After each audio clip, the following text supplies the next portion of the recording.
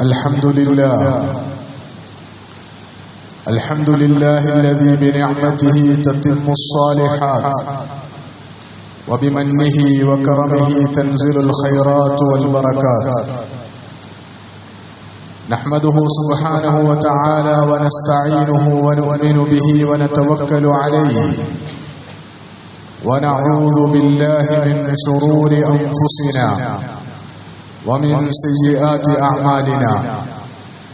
من يهده الله فلا مضل له ومن يضلله فلا هادي له، وأشهد أن لا إله إلا الله وحده لا شريك له، وأشهد أن محمدا عبده ورسوله أرسله بالهدى ودين الحق ليظهره على الدين كله ولو كره المشركون. اللهم صل على محمد وعلى آل محمد كما صليت على إبراهيم وعلى آل إبراهيم، وبارك على محمد وعلى آل محمد كما باركت على إبراهيم وعلى آل إبراهيم في العالمين إنك حميد مجيد.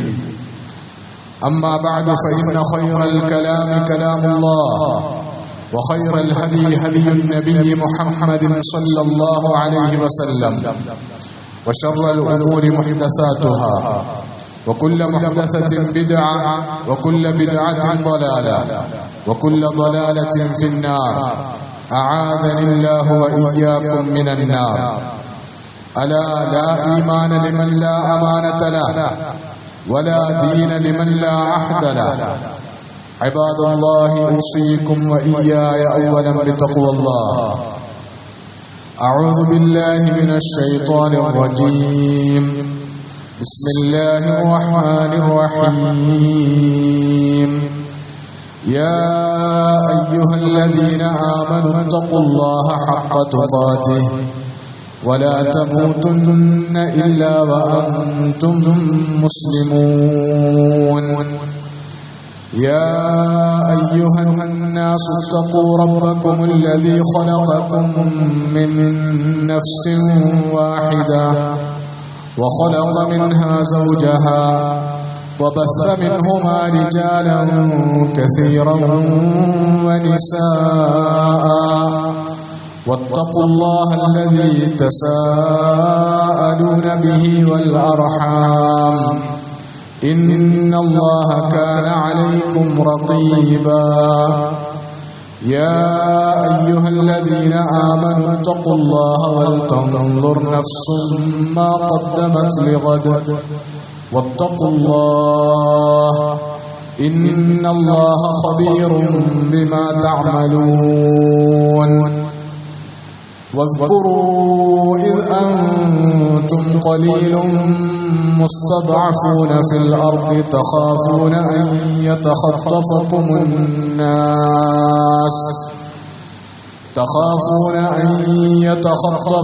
الناس فآواكم وأيدكم بنصره ورزقكم من الطيبات لعلكم تشكرون.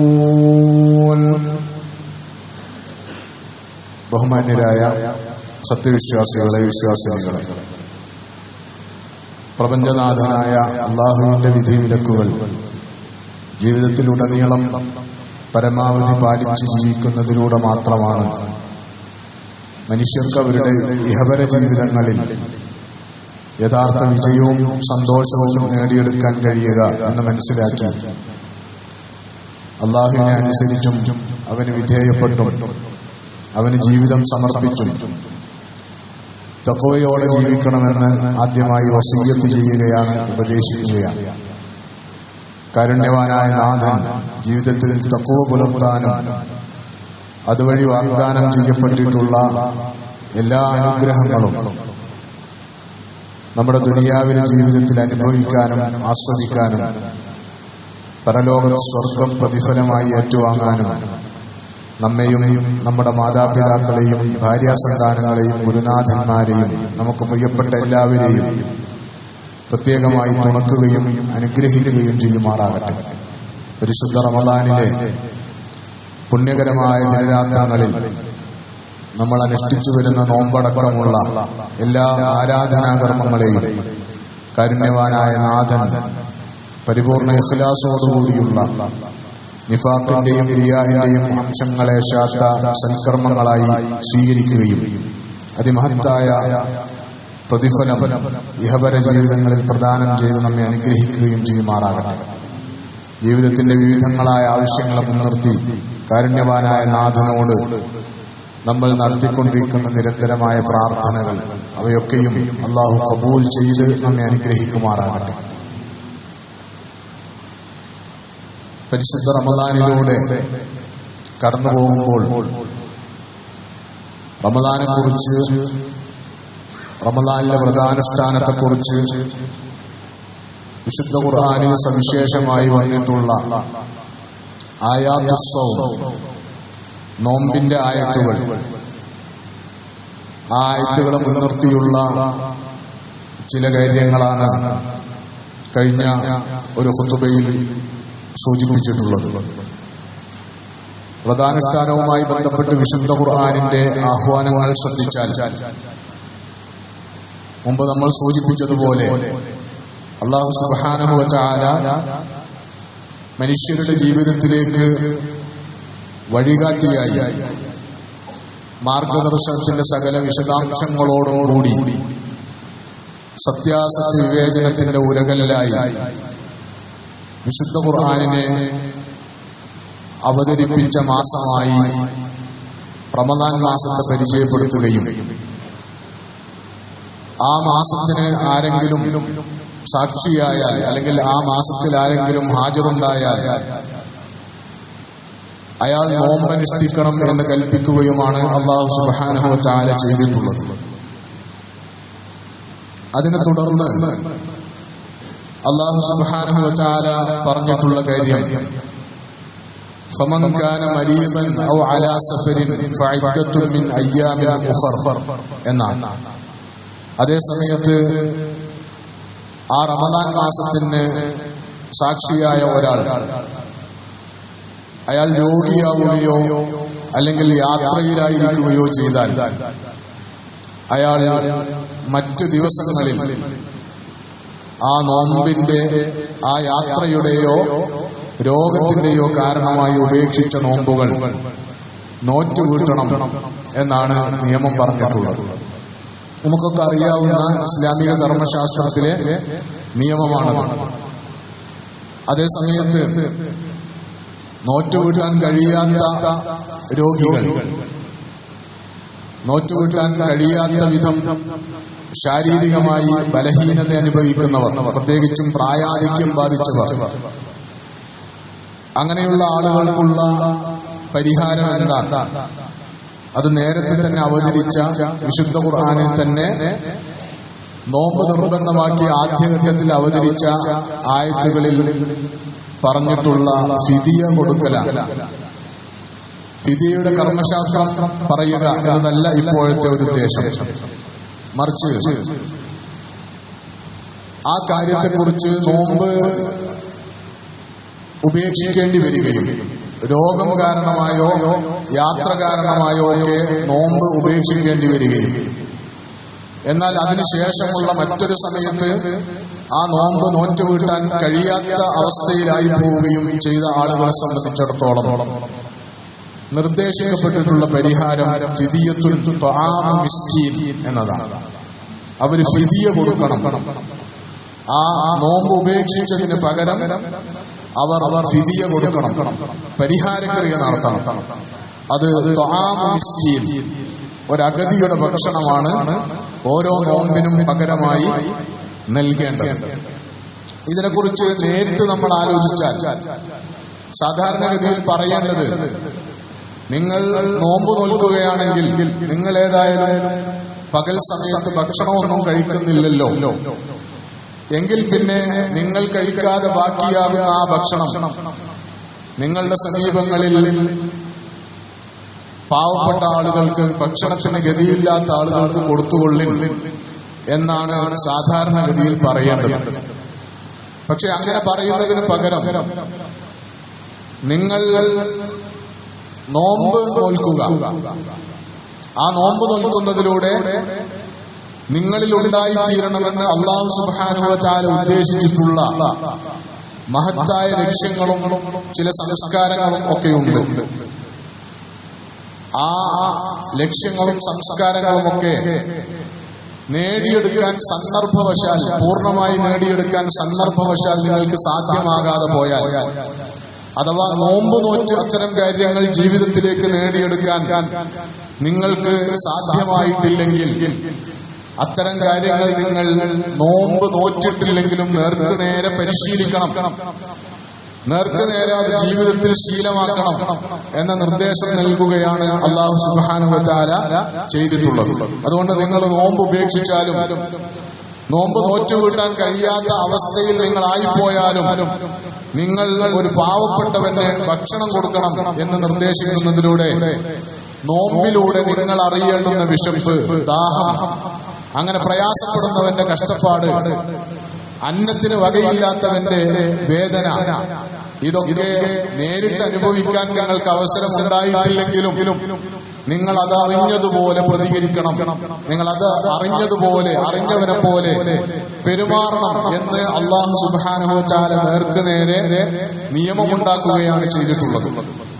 മഹാനായ യൂസുഫ് നബി അലൈഹിസ്സലാമിനോട് ചോദിക്കപ്പെട്ടതായി പറയപ്പെടുന്ന ഒരു കാര്യം, ലിമ തജൂഉ വഅൻത അലാ ഖസാഇനിൽ അർദ്, നിങ്ങൾ എന്തിനാണ് ഇങ്ങനെ പട്ടിണി കിടക്കുന്നത്? പ്രധാന സ്ഥാനത്തെക്കുറിച്ചുള്ള ചോദ്യമാണ്. നിങ്ങൾ എന്തിനാണ് ഇങ്ങനെ പട്ടിണി കിടക്കുന്നത്?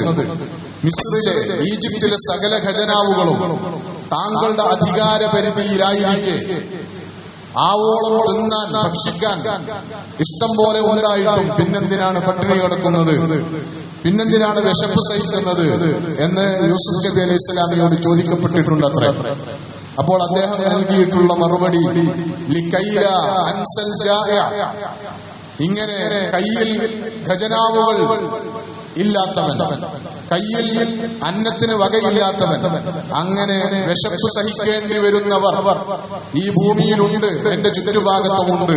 അങ്ങനെ ജീവിതത്തിൽ വിശപ്പ് അനുഭവിക്കേണ്ടി വരുന്ന മനുഷ്യരെ മറന്നുപോകാതിരിക്കാനാണ് ഞാനിങ്ങനെ വിശപ്പ് സഹിക്കുന്നത്, പട്ടിണി കിടന്ന് നോമ്പനുഷ്ഠിക്കുന്നത് എന്ന് അദ്ദേഹം പറഞ്ഞതായിട്ട് നമുക്ക് കാണാൻ പറ്റുന്നതാണ്.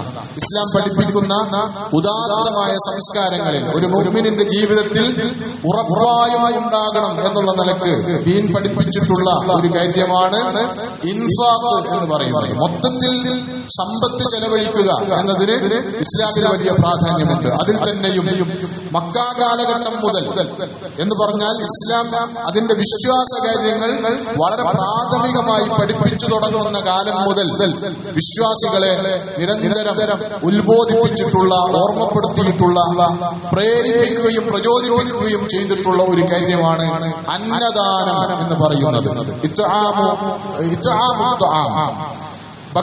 ഭക്ഷണം കൊടുക്കുക, ആളുകളെ ഭക്ഷിപ്പിക്കുക എന്ന് പറയുന്ന ഒരു കാര്യം ഇസ്ലാം പഠിപ്പിക്കുന്നു. അപ്പൊ നോമ്പിൽ നിന്ന് പലതും നേടിയെടുക്കുന്നതോടൊപ്പം നമ്മുടെ ജീവിതത്തിലേക്ക് നമ്മൾ സ്വീകരിക്കേണ്ടുന്ന ഒരു കാര്യമാണ് വിശക്കുന്നവന്റെ വിശപ്പറിയാൻ നമുക്ക് ബാധ്യതയുണ്ട്. വിശപ്പ് മാത്രമല്ല, മനുഷ്യന്റെ അടിസ്ഥാന ജീവിത പ്രശ്നങ്ങൾ, ജീവിതത്തിൽ അടിസ്ഥാന ജീവിത പ്രശ്നങ്ങൾ, ജീവിതാവശ്യങ്ങൾ നേടിയെടുക്കാൻ കഴിയാത്തവരുടെ പ്രശ്നങ്ങളെ കുറിച്ച് ബോധമുണ്ടാവുക, അതൊരു പ്രശ്നമാണ്. കയ്യിൽ കാശില്ലാത്തവനെ സംബന്ധിച്ചിടത്തോളം ജീവിതത്തിൽ അടിസ്ഥാന ആവശ്യങ്ങൾ നേടിയെടുക്കാനുള്ള ശ്രമം എന്ന് പറയുന്നത് വളരെ പ്രയാസം പിടിച്ച ഒരു പരിശ്രമം തന്നെയാണ് എന്ന് മനസ്സിലാക്കാൻ നമുക്ക് കഴിയണം. അത് മനസ്സിലാക്കി തരാൻ കൂടിയാണ് നിരന്തരമായ ഉത്ബോധനങ്ങൾക്ക് പുറമെ നേരിട്ട് വിശപ്പറിയാൻ, നേരിട്ട് അന്നം കഴിക്കാൻ പറ്റാതെയാകുമ്പോഴുള്ള നിസ്സഹായാവസ്ഥ, ഒരു മനുഷ്യന്റെ നിസ്സഹായാവസ്ഥ തിരിച്ചറിയാൻ ആണ് അല്ലാഹു സുബ്ഹാനഹു വ തആല ദീനിൽ ചില നിയമങ്ങൾ ഉണ്ടാക്കിയിട്ടുള്ളത്. ഇസ്ലാമിന്റെ മൊത്തത്തിലുള്ള ഒരു സംസ്കാരം തന്നെ എടുത്ത് പരിശോധിച്ചാൽ നമുക്ക് കാണാൻ കഴിയുന്നത് മനുഷ്യന് തെറ്റുകൾ സംഭവിക്കുമ്പോൾ, മനുഷ്യന്റെ ജീവിതത്തിൽ വിശേഷ സന്ദർഭങ്ങൾ ഉണ്ടാകുമ്പോൾ, അത്തരം സന്ദർഭങ്ങളിലൊക്കെ അറുത്തും അല്ലാതെയും ഭക്ഷണം വിതരണം ചെയ്യുക, ഭക്ഷണം വാരിക്കോരി കൊടുക്കുക എന്ന ഒരു കൾച്ചർ ഇസ്ലാം പഠിപ്പിക്കുന്നതായിട്ട് നമുക്ക് കാണാൻ പറ്റുന്നതാണ്. അപ്പൊ ഫിദിയയുടെ ഒരു കണക്ക് സാധാരണ റമദാൻ മാസത്തിൽ സ്ഥിരമായിട്ട് വരുന്ന ഒരു ചോദ്യമാണെന്ത്, എത്രയാണ് ഫിദിയ കൊടുക്കേണ്ടത്, ചിലർ എത്രയാണ് മുദ്ദ് കൊടുക്കേണ്ടത് എന്നാണ് ചോദിക്കുക. ശരിക്ക് മുദ്ദ് എന്ന് പറയുന്ന ഒരു അളവാണ്. 2 കൈ കൊണ്ട് ഇങ്ങനെ കോരിയാൽ കെട്ടുന്നതാണ് ഒരു മുദ്ദ് എന്ന് പറയുന്നത്. അങ്ങനെ 4 മുദ്ദ് ചേർന്നതാണ് ഒരു സാഴ്. ഫിദിയ കൊടുക്കേണ്ടുന്ന അളവ് ഒരു മുദ്ദ് എന്നാണ് പറഞ്ഞിട്ടുള്ളത്. അത് നമ്മൾ കണക്ക് കൂട്ടി വരുമ്പോ അത് ഇപ്പോഴത്തെ കാലത്ത് പണ്ഡിതന്മാര് വളരെ ശ്രമകരമായിട്ട് തന്നെ ഇജ്തിഹാദൊക്കെ നടത്തിയിട്ട് അത് 750 ഗ്രാം തൂക്കമുള്ള ഭക്ഷ്യപദാർത്ഥങ്ങളാണ്, ഈത്തപ്പഴമാണെങ്കിൽ അങ്ങനെ, അല്ലെങ്കിൽ അരിയാണെങ്കിൽ അങ്ങനെ എന്നൊക്കെ പറഞ്ഞിട്ടുണ്ട്. പക്ഷേ യഥാർത്ഥത്തിൽ മുദ്ദ് കൊടുക്കുക എന്നതിനെ കുറിച്ച് വേറൊരു നിലക്ക് നമ്മൾ ആലോചിച്ചാൽ അത് അളന്ന് കൃത്യപ്പെടുത്തി ഇങ്ങനെ കൈകൊണ്ട് കോരിയിട്ട് അതൊട്ടും കവിഞ്ഞു പോകാതെ അതിങ്ങനെ കറക്റ്റായിട്ട് കൊടുക്കുന്ന ഒരു രീതി അല്ല അതുകൊണ്ട് ഉദ്ദേശിക്കുന്നത്. പാവപ്പെട്ട ഒരാൾക്ക് ഭക്ഷണം കൊടുക്കണം, അപ്പോ കൈകൊണ്ട് ഇങ്ങനെ കോരിയാൽ കിട്ടുന്നതെന്ന് അങ്ങോട്ട് കോരി കൊടുക്കുക എന്നതാണ്. പലപ്പോഴും നോമ്പിന്റെ ഒരു സന്ദർഭവും ഫിദിയയുടെ കുറിച്ചുള്ള അന്വേഷണമൊക്കെ വരുമ്പോ നമ്മുടെ ആളുകൾ നേരെ തിരിച്ച് പരമാവധി എത്ര കുറച്ചു കൊടുക്കണം എന്നതിനുള്ള ചോദ്യമാണ് ചോദിക്കുക. അപ്പൊ അത്ര കൊടുത്താൽ മതിയോ, ഒരു 100 രൂപ കൊടുത്താൽ മതിയോ, ഇങ്ങനെയൊക്കെയാണ് ചോദിക്കുക. പക്ഷേ ഇസ്ലാം അത് മുന്നോട്ട് വെക്കുന്ന, പ്രവാചകന്റെ സല്ലല്ലാഹു അലൈഹി വസല്ലമയുടെ കാലത്ത് അത് മുന്നോട്ട് വെച്ചിട്ടുള്ള ഒരു രീതി എന്ന് പറയുന്നത് മുദ്ദ് കൊടുക്കുക എന്ന് പറഞ്ഞാൽ 2 കൈകൊണ്ടും ഇങ്ങനെ കോരിയിട്ട് അങ്ങോട്ട് കൊടുക്കുക എന്നതാണ്. അത് കുറവിനെയല്ല, എത്ര കുറച്ചു കൊടുക്കാം എന്ന ഒരു ചിന്തയല്ല അത് ഉയർത്തുക, എത്ര പരമാവധി വാരിക്കോരി കൊടുക്കാം എന്ന ഒരു സംസ്കാരമാണ് യഥാർത്ഥത്തിൽ അത് പഠിപ്പിക്കുന്നത്. അങ്ങനെ പാവപ്പെട്ടവരെ അറിയുക എന്ന് പറയുന്നത്, ആ പാവപ്പെട്ടവരെ പരിഗണിക്കുക, പ്രത്യേകിച്ചും അന്നദാനം എന്ന് പറയുന്നത് ഭക്ഷണം കൊടുക്കുക, വിശക്കുന്നവന് അന്നം കൊടുക്കുക, അന്നത്തിന് വകയുണ്ടാക്കി കൊടുക്കുക എന്നൊക്കെ പറയുന്നത് ഇസ്ലാമിൽ വളരെ പ്രധാനപ്പെട്ട ഒരു പുണ്യകർമ്മമായി പഠിപ്പിക്കപ്പെട്ടിട്ടുള്ള കാര്യമാണ്. നോമ്പ് പ്രത്യേകം അതിലേക്ക് നമ്മുടെ ശ്രദ്ധ ക്ഷണിക്കുന്നുണ്ട്.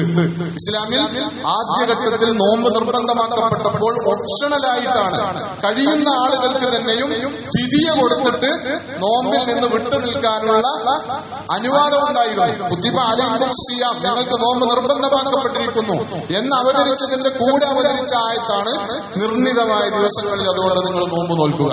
ഇനി നിങ്ങൾക്ക് അങ്ങനെ ആയിരിക്കുമ്പോൾ തന്നെയും, നിങ്ങൾക്ക് നോമ്പ് നോൽക്കാൻ കഴിവുണ്ടായിരിക്കെ തന്നെയും നിങ്ങൾക്ക് എന്ത് ചെയ്യാം, ഫിദിയത്തു ത്വആം മിസ്കീൻ, ഒരു അഗതിക്ക് അന്നം കൊടുത്തുകൊണ്ട് നിങ്ങൾക്ക് നോമ്പ് നോൽക്കുന്നതിൽ നിന്ന് വിട്ടുനിൽക്കാനുള്ള ഓപ്ഷൻ ആദ്യഘട്ടത്തിൽ നൽകപ്പെട്ടിരുന്നു. പിന്നീട് അടുത്ത ഒരു ഘട്ടത്തിലാണ് വിശ്വാസികളെ നോമ്പിന് ആദ്യഘട്ടത്തിൽ ആ വിധം പാകപ്പെടുത്തിയതിനു ശേഷം തുടർന്നുള്ള ഒരു ഘട്ടത്തിലാണ് അല്ലാഹു സുബ്ഹാനഹു വ തആല അവരുടെ മേൽ നിർബന്ധമായും നോമ്പ് നോൽക്കുക, കഴിവുള്ളവരൊക്കെയും നോമ്പ് നോൽക്കാൻ, ശാരീരികമായി കഴിവുള്ളവരൊക്കെയും നോമ്പ് നോൽക്കാൻ നിർബന്ധിച്ചുകൊണ്ടുള്ള, അത് നിർബന്ധമാണ് എന്ന ഹുക്മ് പുറപ്പെടുവിച്ചിട്ടുള്ളത് എന്ന് നമുക്ക് കാണാൻ പറ്റുന്നതാണ്. നമ്മളിപ്പോൾ ഉള്ളത്, ആ വിഷയം അവിടെ നിർത്തിയിട്ട് മറ്റൊരു വിഷയത്തിലേക്ക് ശ്രദ്ധ ക്ഷണിക്കുന്നത്, നമ്മളിപ്പോൾ ഉള്ളത് റമദാൻ 13-ലാണ്.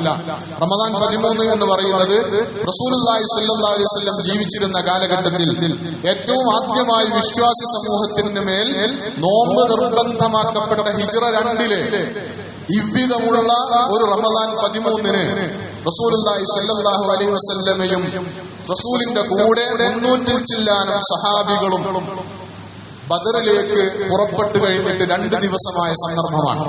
ബദർ എന്ന് പറയുന്നത് ചരിത്രത്തിൽ എന്താണ് എന്നത് നമ്മൾ പഠിച്ചിട്ടുള്ളതാണ്, മനസ്സിലാക്കിയിട്ടുള്ളതാണ്. ബദറിനെ അവലോകനം ചെയ്തുകൊണ്ട് വിശുദ്ധ ഖുർആനിൽ അവതരിപ്പിക്കപ്പെട്ടിട്ടുള്ള സൂറത്താണ് സൂറത്തുൽ അൻഫാൽ എന്ന് പറയുന്നത്. സൂറത്തുൽ അൻഫാലിൽ വിശ്വാസി സമൂഹത്തോട്, ബദരീങ്ങളോട്, അല്ലെങ്കിൽ ബദറിനെ നേരിട്ട് അനുഭവിച്ച കാലഘട്ടത്തിൽ ജീവിച്ച വിശ്വാസികളോട്, അതിനുശേഷം ലോകാവസാനം വരെയുള്ള വിശ്വാസി സമൂഹത്തോട് അല്ലാഹു സുബ്ഹാനഹു വ തആല ഓർമ്മപ്പെടുത്തുന്ന പ്രധാനപ്പെട്ട ഒരു കാര്യം, നിങ്ങൾ എപ്പോഴും ഓർത്തുകൊണ്ടിരിക്കുക. ഇത് അൻതും ഖലീലുൻ മുസ്തദഅഫൂന ഫിൽ അർദ്, നിങ്ങൾ ഈ ഭൂമിയിൽ ന്യൂനപക്ഷമായും അതുപോലെ തന്നെ ദുർബലരായും കഴിഞ്ഞുകൂടിയിരുന്ന ഒരു കാലത്ത് നിങ്ങൾ ഓർത്തുകൊള്ളുക. തഖാഫൂന അൻ യതഖത്തഫകുമുൻ നാസ്, മറ്റുള്ള ജനങ്ങളെല്ലാം നിങ്ങളെ ഒന്നാകെ റാഞ്ചിയെടുത്ത് നശിപ്പിച്ചു കളയുമെന്ന് നിങ്ങൾ ഭയപ്പെട്ടുകൊണ്ടിരുന്ന, ആശങ്കിച്ചുകൊണ്ടിരുന്ന ഒരു സന്ദർഭത്തെ നിങ്ങൾ സദാ ഓർത്തുകൊണ്ടിരിക്കുക. ഫആവാക്കും, അപ്പോൾ അല്ലാഹുവാണ് നിങ്ങൾക്ക് അഭയം നൽകിയത്. വഅയ്യദകും ബിനസ്രിഹി, അവന്റെ ഭാഗത്തു നിന്നുള്ള പ്രത്യേകമായ സഹായം കൊണ്ട് അവൻ നിങ്ങളെ ശക്തിപ്പെടുത്തുകയും പിന്തുണക്കുകയും ചെയ്തു. വറസഖക്കും മിനത് തയ്യിബാത്ത്, നിങ്ങൾക്ക് ശ്രേഷ്ഠമായ വിഭവങ്ങൾ അല്ലാഹു നിങ്ങൾക്ക് അനുഗ്രഹിച്ച് അന്നമായി വിഭവങ്ങളായി അല്ലാഹു നൽകുകയും ചെയ്തു. ലഅല്ലകും തഷ്കുറൂൻ, നിങ്ങൾ നന്ദിയുള്ളവരാകാൻ വേണ്ടി. ഇത് ആ കാലഘട്ടത്തിൽ ബദറിനെ അനുഭവിച്ച ഒരു സമൂഹത്തിന് വേണ്ടി മാത്രമല്ല, ലോകത്തെമ്പാടും എല്ലാ കാലത്തും ജീവിച്ചുകൊണ്ടിരിക്കുന്ന മുഅ്മിനുകൾക്ക് വലിയ പ്രതീക്ഷ നൽകുന്ന, അല്ലാഹുവോടുള്ള നന്ദി പ്രകടിപ്പിച്ചുകൊണ്ട് ജീവിക്കേണ്ടതിന്റെ ഒരു ആവശ്യകതയെ, അല്ലാഹുവിൽ പ്രതീക്ഷ അർപ്പിച്ച് ജീവിക്കേണ്ടതിന്റെ ഒരാവശ്യകത ബോധ്യപ്പെടുത്തുന്ന വിശുദ്ധ ഖുർആനിലെ സവിശേഷമായ ഒരായത്താണ്. ബദർ എന്ന് പറയുന്നത് പല അർത്ഥത്തിൽ നമുക്ക് ആവേശകരമായ ഒരു ചരിത്ര സന്ദർഭമാണ് എന്ന കാര്യത്തിൽ സംശയമില്ല. ബദർ നമുക്ക് നൽകുന്ന ഗുണപാഠങ്ങളാണ്. നമ്മൾ അതിൽ നിന്ന് കേവലമായ ആവേശ പ്രകടനത്തിനപ്പുറത്ത് ബദർ ജീവിതത്തിലേക്ക് നമുക്ക് എന്ത് പ്രദാനം ചെയ്യുന്നു എന്നതാണ് ഏറ്റവും പ്രധാനപ്പെട്ട കാര്യം. അതിൽ ഏറ്റവും പ്രധാനപ്പെട്ട കാര്യം, നിങ്ങൾ ഇഷ്ടപ്പെടാത്ത സമയത്ത്, നിങ്ങൾ ശത്രുവിനെ നേരിടാൻ പോലും നിങ്ങൾ എല്ലാവർക്കും താല്പര്യമില്ലാത്ത ഒരു സമയത്ത് ചിലപ്പോൾ അല്ലാഹു സുബ്ഹാനഹു വ തആല നിങ്ങളെ കൊണ്ട് ശത്രുവിനെ അതിജയിക്കാനും അല്ലാഹു ശത്രുക്കളെ പരാജയപ്പെടുത്താനും സത്യത്തിന് അസത്യത്തിന് മേൽ ആധിപത്യം നൽകാനും ചിലപ്പോൾ അല്ലാഹു തീരുമാനിച്ചെന്ന് വരും.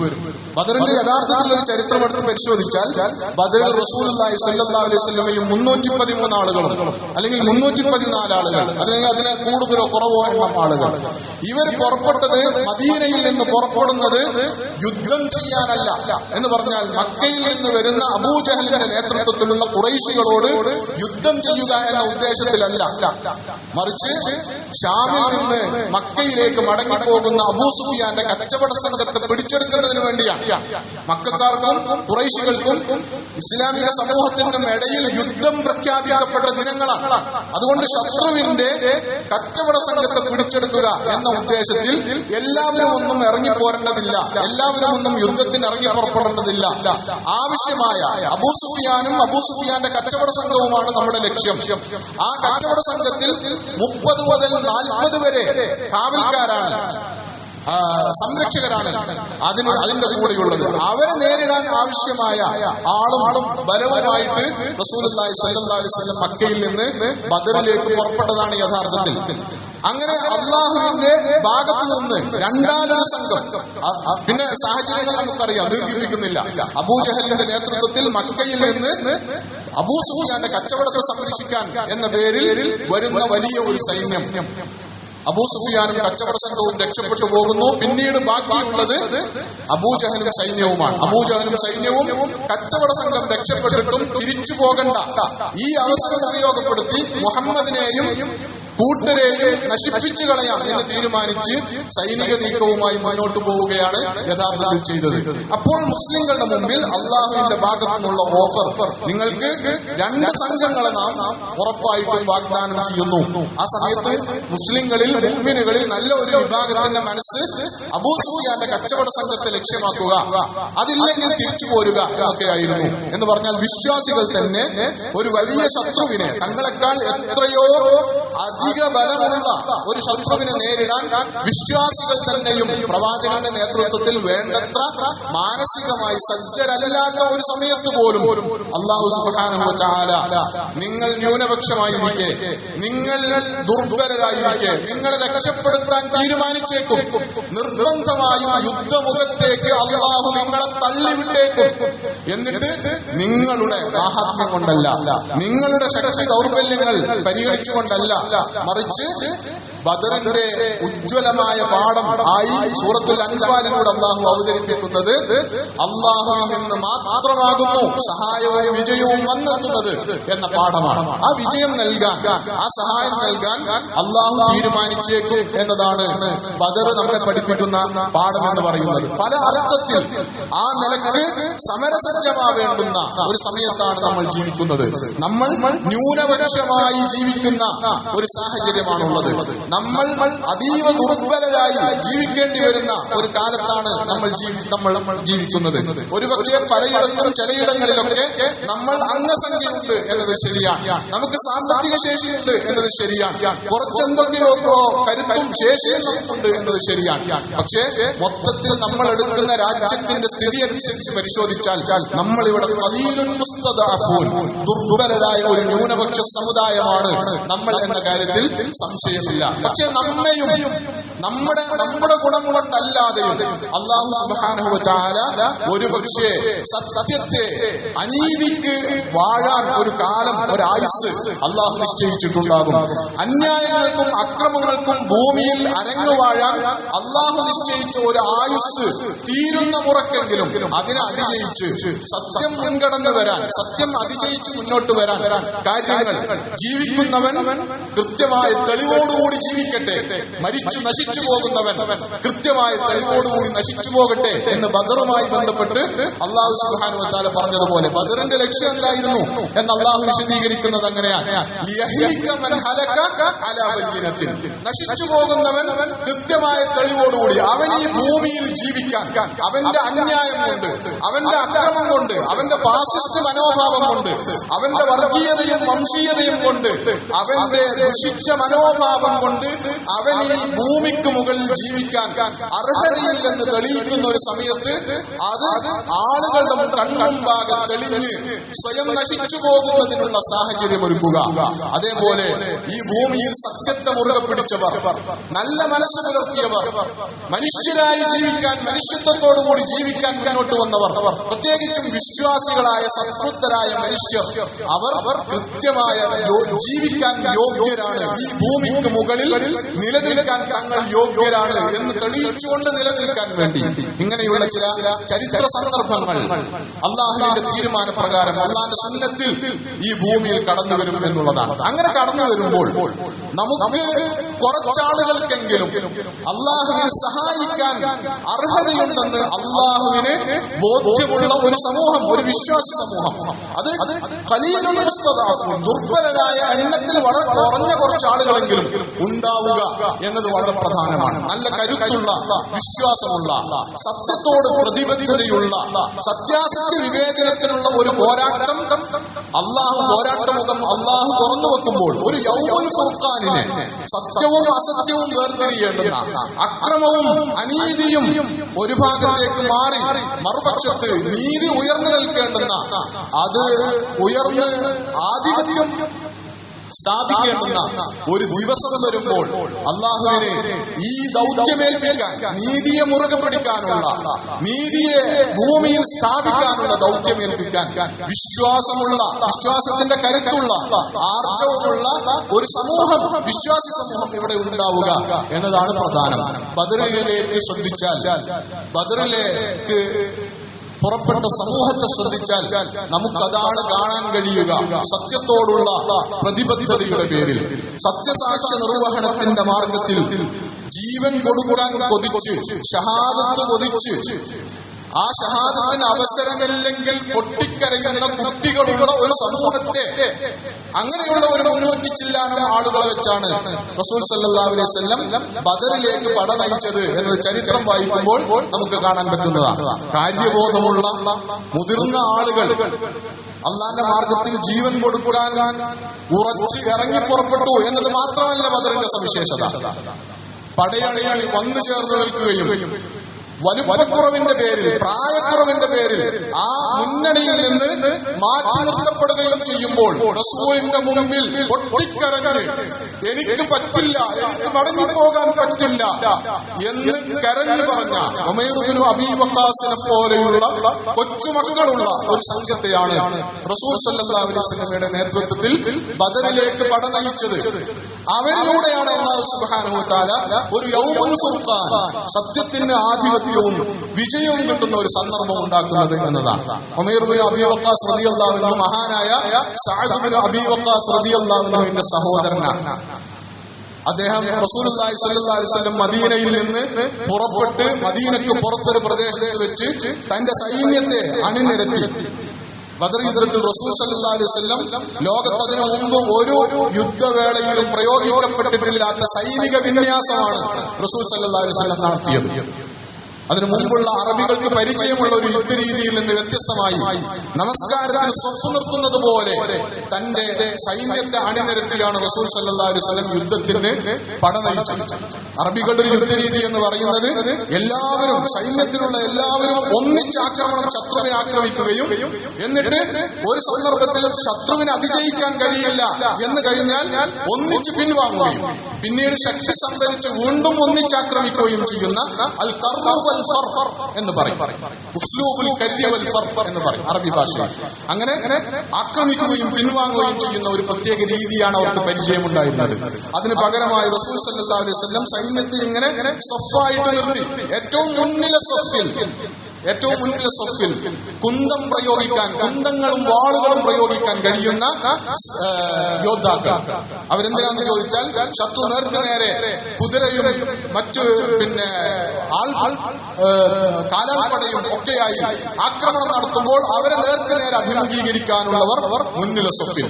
പിറകിലെ സ്വഫിൽ അമ്പെയ്ത്ത് വിദഗ്ധന്മാർ, ശത്രുവിനെ തഞ്ചം നോക്കി സമയം നോക്കി സേനാനായകന്റെ നിർദ്ദേശം കിട്ടുന്നതിനനുസരിച്ച് മുന്നിൽ പോരാട്ടം നടക്കുന്നതോടൊപ്പം ശത്രു പ്രതീക്ഷിക്കാത്ത രൂപത്തിൽ പിറകിൽ നിന്ന് അമ്പെയ്ത്ത് ആക്രമണം നടത്തുന്നതിന് വേണ്ടി അങ്ങനെ പ്രത്യേകമായ രീതിയിലാണ് വിന്യസിച്ചത്. റസൂൽ അങ്ങനെ സൈന്യത്തെ നിർത്തി ഇങ്ങനെ പരിശോധിച്ചു കൊണ്ടിരിക്കുന്നതിനിടയിൽ ചെറിയ മക്കൾ യുദ്ധമുന്നണിയിൽ വന്നു നിൽക്കുന്നു. യുദ്ധത്തിനിറങ്ങി പുറപ്പെടാൻ വേണ്ടിയിട്ട്, യുദ്ധത്തിൽ പങ്കെടുക്കാൻ വേണ്ടിയിട്ട്.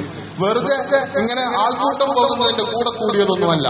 സീരിയസ് ആയിട്ട് അള്ളാന്റെ മാർഗത്തിൽ ജിഹാദ് ചെയ്യാനുള്ള ഒരു അവസരം കിട്ടുമ്പോൾ ആ യുദ്ധമുഖത്ത് ഷഹാദത്ത് കൊതിച്ചുകൊണ്ട് വന്നു നിന്നവർ മഹാനായ അബ്ദുല്ലാഹി ഇബ്നു ഉമർ റളിയല്ലാഹു അൻഹു പോലെയുള്ള, അൽ ബറാ ഇബ്നു ആസിബ് റളിയല്ലാഹു അൻഹു പോലെയുള്ള, ഉമൈർ ഇബ്നു അബീ വഖാസ് റളിയല്ലാഹു അൻഹു പോലെയുള്ള കുട്ടികളുള്ള സ്വർഗം കൊതിക്കുന്ന അള്ളാന്റെ മാർഗത്തിൽ, സത്യത്തിന്റെ മാർഗത്തിൽ ജീവൻ കൊടുക്കുന്നതിന്റെ ഗൗരവം തിരിച്ചറിഞ്ഞ കൊച്ചുമക്കളുള്ള സൈന്യം. അതാണ് ബദറിലെ സൈന്യം എന്ന് പറയുന്നത്. അപ്പൊ അവര് വന്നു നിന്നു. അബ്ദുല്ലാഹി ഇബ്നു ഉമർ റളിയല്ലാഹു അൻഹു, ബറാ റളിയല്ലാഹു അൻഹു റസൂൽ സല്ലല്ലാഹു അലൈഹി വസല്ലം ഈ സ്വഫിൽ നിന്ന് ഇങ്ങനെ മെല്ലെ പിടിച്ചു പുറത്തിട്ടു. എന്നിട്ട് പറഞ്ഞു, മക്കൾ ചെറിയ കുട്ടികളാണ്, ഇത്ര ദൂരം യാത്ര ചെയ്ത് യുദ്ധത്തിൽ പങ്കെടുക്കാനൊന്നും ആയിട്ടില്ല, നിങ്ങൾ പൊയ്ക്കോളി എന്ന് പറഞ്ഞു. റസൂൽ പറഞ്ഞതല്ലേ എന്ന് കരുതി മനസ്സോടുകൂടി അവർ തിരിഞ്ഞു പോവുകയാണ് ചെയ്തത്. അതേസമയത്ത് ഉമൈർ ഇബ്നു അബീ വഖാസ് റളിയല്ലാഹു അൻഹു ആ അണികളിൽ ഒന്നിലുണ്ട്. അദ്ദേഹത്തിന്റെ സഹോദരൻ സഅദ് റളിയല്ലാഹു അൻഹു പറയുന്നത്, ഞാനിങ്ങനെ നോക്കുമ്പോ എന്റെ അനിയൻ ഉമൈറുണ്ട് സ്വഫുകൾക്കിടയിൽ ഇങ്ങനെ ഒളിച്ചു കളിക്കുന്നു. അപ്പൊ ഞാൻ ചോദിച്ചു, ഉമൈറെ, അല്ല ഉമൈറെ, എന്ത് കളിയാണ് ഈ കളിക്കുന്നത് എന്ന് ജ്യേഷ്ഠൻ ഇക്കാക്ക അഞ്ചനോട് ചോദിച്ചു. അപ്പൊ അഞ്ചന്റെ മറുപടി, ഇന്നി അഖാഫു അൻ യറാനി റസൂലുള്ളാഹി സ്വല്ലല്ലാഹു അലൈഹി വസല്ലം ഫയസ്തസ്തിറുനി ഫയറുനി വലാകിന്നി ഉരീദുൽ ഖുറൂജ ഫീ സബീലില്ലാഹ്. അള്ളാന്റെ റസൂൽ എന്നെ കാണും എന്ന് എനിക്ക് പേടിയുണ്ട്. അങ്ങനെ റസൂൽ എന്നെ കണ്ടാൽ റസൂൽ ഞാൻ ചെറിയ കുട്ടിയാണ് എന്ന് മനസ്സിലാക്കും. അങ്ങനെ എന്നെ തിരിച്ചയച്ചു. പക്ഷേ എനിക്ക് ഈ സൈന്യത്തിന്റെ കൂടെ പുറപ്പെടണം. അള്ളാഹു എങ്ങാനും എനിക്ക് ഷഹാദത്ത് നൽകി അനുഗ്രഹിച്ചെങ്കിലോ എന്നതാണ് കൊച്ചു ഉമൈറിന്റെ സംസാരം. പക്ഷെ റസൂൽ പിടികൂടി ഉമൈറിനെ കണ്ടു. ചെറിയ കുട്ടിയാണ്, പിടിച്ചു. അവനോട് പറഞ്ഞു, നീ ചെറിയ കുട്ടിയാണ്, തിരിച്ചു പോയിക്കോ, നീ യുദ്ധത്തിനൊന്നും പോരണ്ട. പക്ഷേ അബ്ദുല്ലാഹി ഇബ്നു ഉമറും ബറാ ഇബ്നു ആസിബും തിരിച്ചു പോയതുപോലെ ഉമൈർ ഇബ്നു അബീ വഖാസ് റളിയല്ലാഹു അൻഹു തിരിച്ചു പോയില്ല. അദ്ദേഹം അവിടെ നിന്നിട്ട് കുട്ടികൾക്ക്, നമ്മളൊരു ട്രിപ്പ് പോകുമ്പോൾ കുട്ടികളെ മാറ്റി നിർത്തിയാൽ കുട്ടികൾ കരയുന്നത് പോലെ റസൂലിന്റെ മുമ്പിൽ നിന്ന് ഉറക്കക്കാരൻ. അപ്പൊ കുട്ടിയുടെ കരച്ചിൽ കേട്ടപ്പോൾ റസൂൽ സല്ലല്ലാഹു അലൈഹി വസല്ലം സഹതാപം തോന്നി. അദ്ദേഹം റസൂൽ സല്ലല്ലാഹു അലൈഹി വസല്ലം ഉമൈറിനെ ചേർത്ത് വിളിച്ചു. എന്നാ പോരെ, നീ ഞങ്ങളെ സാധനങ്ങളൊക്കെ പിടിച്ചു. അപ്പൊ വാളുറകൾ ഇതൊക്കെ ഇങ്ങനെ കയ്യിൽ കൊടുത്തിട്ട് ഇതൊക്കെ പിടിച്ചിങ്ങനെ പോര് എന്ന് പറഞ്ഞിട്ട് കൊണ്ടുപോയതാണ്. പക്ഷേ ഇസ്ലാമിക ചരിത്രത്തിലെ വിഖ്യാതമായ ഏറ്റവും ആദ്യം റസൂൽ സല്ലല്ലാഹു അലൈഹി വസല്ലമയുടെ തലമുറയിൽ ഷഹാദത്തിന് അവസരമുണ്ടായിട്ടുള്ള യുദ്ധ സന്ദർഭത്തിൽ റസൂലിന്റെ കൂടെ പടനയിച്ച 300 ചില്ലാനം വരുന്ന ബദരീങ്ങളുടെ കൂട്ടത്തിൽ ഷഹാദത്തിന് ഭാഗ്യം ലഭിച്ചിട്ടുള്ളത് 14 പേർക്കാണ്. ആ 14 പേരിൽ ഒരാൾ സഅദ് ഇബ്നു അബീ വഖാസിന്റെ പ്രിയ അനുജൻ, മീശ മുളക്കാത്ത ചെറിയ പ്രായത്തിലുള്ള ഉമൈർ ഇബ്നു അബീ വഖാസ് റളിയല്ലാഹു അൻഹു ആണ് എന്നത്. കുട്ടികൾ യുദ്ധത്തിനിടയിൽപ്പെട്ട് കൊല്ലപ്പെടുന്നത് പോലെ കൊല്ലപ്പെട്ടതല്ല അദ്ദേഹം എന്നത് അദ്ദേഹത്തിന്റെ സംസാരം പ്രകടമാക്കുന്നുണ്ട്. അല്ലാഹു എനിക്ക് ഷഹാദത്ത് തന്ന് അനുഗ്രഹിച്ചെങ്കിലോ എന്ന് പറഞ്ഞാണ് ഉമൈർ ഇബ്നു അബീ വഖാസ് റസൂലിന്റെ കണ്ണിൽപ്പെടാതിരിക്കാൻ യുദ്ധത്തിന്റെ അണികളിൽ ഒളിച്ചു കളിച്ചത് എന്നതാണ് നമുക്ക് മനസ്സിലാക്കാൻ പറ്റുന്നത്. അങ്ങനെ അള്ളാന്റെ ദീനിനു വേണ്ടി കൊടുക്കാൻ, സത്യസാക്ഷ്യം നിർവഹിക്കാൻ, ആ മാർഗത്തിൽ ആവശ്യമെങ്കിൽ ജീവൻ കൊടുത്ത് രക്തസാക്ഷിയാവേണ്ടതുണ്ടെങ്കിൽ ആ രക്തസാക്ഷിത്വം ഏറ്റുവാങ്ങാൻ ഒരു സമൂഹം ഭൂമിയിൽ അള്ളാഹ്ക്കായി ബാക്കി കിടക്കുന്നുണ്ടെങ്കിൽ ഏത് സന്ദർഭത്തിലും അല്ലാഹു സുബ്ഹാനഹു വ തആല വിശ്വാസി സമൂഹത്തെ ശക്തിപ്പെടുത്തണമെന്നും അവരെ സഹായിക്കണമെന്നും അവരെ വിജയിപ്പിക്കണമെന്നും അവരുടെ ദുർബലാവസ്ഥ പരിഹരിക്കണമെന്നും അള്ളാഹു തീരുമാനിക്കും എന്ന ശുഭപ്രതീക്ഷകൾ ബദർ നമ്മുടെ മുമ്പിലേക്ക് പങ്കുവെക്കുന്നുണ്ട് എന്നതുകൂടി നമ്മൾ അറിയുക. അല്ലാഹു സുബ്ഹാനഹു വ തആല ചരിത്രത്തിൽ നിന്ന് ഗുണപാഠങ്ങൾ സ്വീകരിക്കാൻ, ആ ഗുണപാഠങ്ങൾ ആവശ്യപ്പെടുന്നതിനനുസരിച്ച് ജീവിതത്തിൽ ഈമാൻ കൊണ്ട് കരുത്ത് കാണിക്കാൻ നമുക്ക് തൗഫീഖ് പ്രദാനം ചെയ്ത് അനുഗ്രഹിക്കുമാറാകട്ടെ. വഅഖൂലു ഖൗലി ഹാദാ വഅസ്തഗ്ഫിറുല്ലാഹ ലി വലക്കും ഫസ്തഗ്ഫിറൂഹു ഇന്നഹു ഹുവൽ ഗഫൂറുർ റഹീം.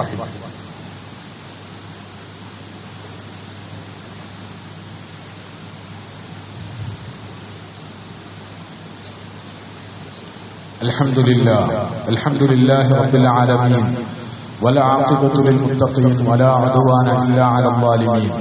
اللهم صل وسلم وبارك على محمد وعلى آله وأصحابه أجمعين. عباد الله أوصيكم وإياي ثانيا بتقوى الله. يا أيها الذين آمنوا اتقوا الله وقولوا قولا سديدا يصلح لكم أعمالكم ويغفر لكم ذنوبكم ومن يطع الله ورسوله فقد فاز فوزا عظيما. اللهم اغفر للمؤمنين والمؤمنات والمسلمين والمسلمات الأحياء منهم والأموات إنك مجيب الدعوات يا قاضي الحاجات. طيب ثراهم واجعل الجنة مأوانا ومأواهم. ربنا ظلمنا أنفسنا وإن لم تغفر لنا وترحمنا لنكونن من الخاسرين. ربنا اغفر لنا ولآبائنا ولأمهاتنا رب ارحمهم كما ربونا صغارا. ربنا هب لنا من أزواجنا وذرياتنا قرة أعين واجعلنا للمتقين إماما. ربنا اغفر لنا ولإخواننا الذين سبقونا بالإيمان ولا تجعل في قلوبنا غلا للذين آمنوا ربنا إنك رؤوف رحيم. اللهم ارحم موتانا وموتى المسلمين واشف مرضانا ومرضى المسلمين. اللهم أصلح لنا ديننا الذي هو عصمة أمرنا وأصلح لنا دنيانا التي فيها معاشنا وأصلح لنا آخرتنا التي فيها معادنا واجعل الحياة زيادة لنا في كل خير واجعل الموت راحة لنا من كل شر. ربنا آتنا في الدنيا حسنة وفي الآخرة حسنة وقنا عذاب النار. اللهم أعزنا بالإسلام وأعز الإسلام بنا. اللهم انصر الإسلام والمسلمين في كل مكان في العالم يا رب العالمين. اللهم انصر إخواننا المجاهدين في غزة. اللهم انصر إخواننا المجاهدين في الضفة الغربية. اللهم انصر إخواننا المظلومين المستضعفين في فلسطين وفي سائر أنحاء العالم يا رب العالمين. اللهم إنا نشكو إليك ضعف قوتنا وقلة حيلتنا وهواننا على الناس فلا تكلنا إلى أنفسنا طرفة عين ولا أقل من ذلك. اللهم انصرنا يا أرحم الراحمين. اللهم انصرنا على الهندوس المتطرفين. اللهم انصرنا على الهندوس المتطرفين. اللهم انصر إخواننا المستضعفين في جميع أنحاء هذا البلد يا رب العالمين. اللهم انصرنا واهزم أعداءنا وأعداءك يا رب العالمين. اللهم عليك بالظالمين اللهم خذ الظالمين أخذ عزيز مقتدر فإنهم لا يعجزونك اللهم أرنا في الظالمين عجائب قدرتك ربنا توفنا مسلمين وألحقنا بالصالحين ربنا تقبل منا إنك أنت السميع العليم وتب علينا إنك أنت التواب الرحيم فاغفر لنا يا غافر المذنبين وارحمنا بأنواع رحمتك يا أرحم الراحمين وصلى الله تعالى وسلم على خير خلقه سيدنا محمد وعلى آله وصحبه أجمعين.